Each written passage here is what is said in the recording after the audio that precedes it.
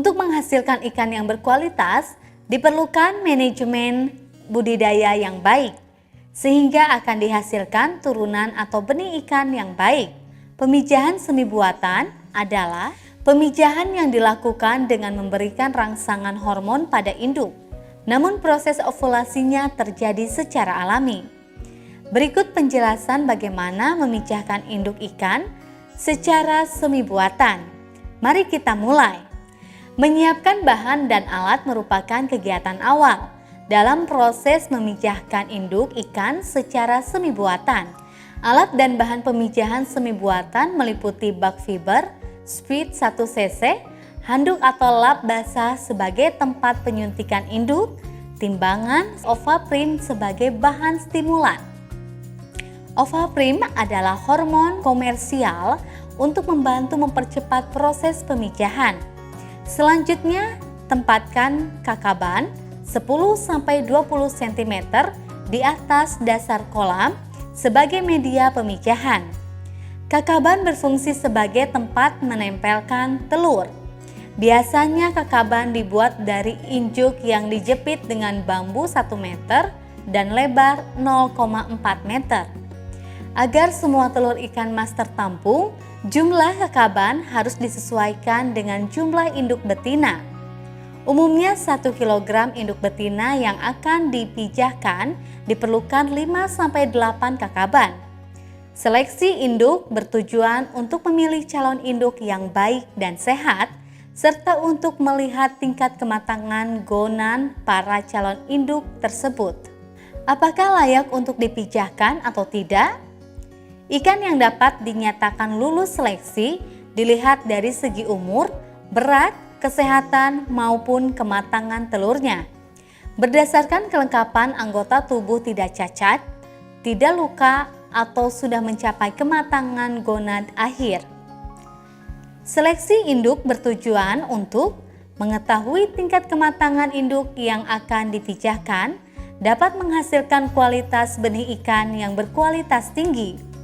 Ciri-ciri induk ikan mas jantan yang sudah matang gonad antara lain: umur ikan 8 bulan sampai 2 tahun dengan berat rata-rata 1-2 kg, warna semakin jelas atau terang, gerakan lincah dan gesit, serta mengejar atau mendekati induk betina.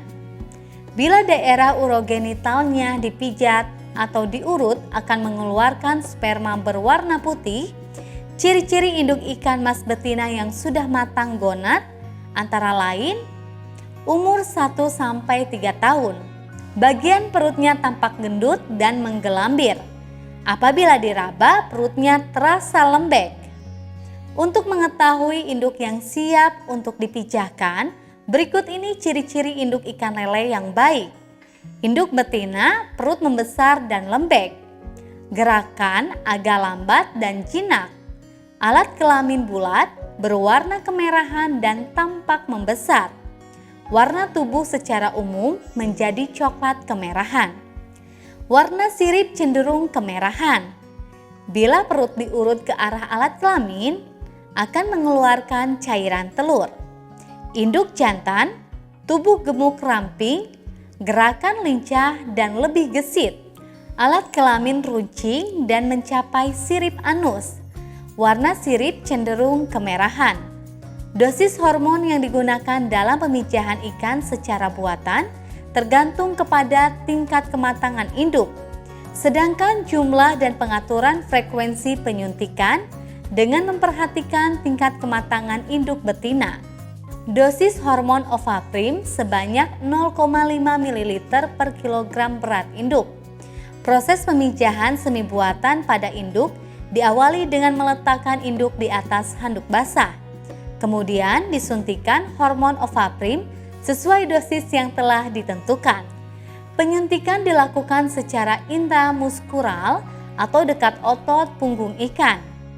Induk betina kemudian dimasukkan bersama induk jantan di wadah pemijahan untuk melakukan ovulasi secara alami. Pada ikan mas, perbandingan bobot induk jantan dan betina adalah 1:1.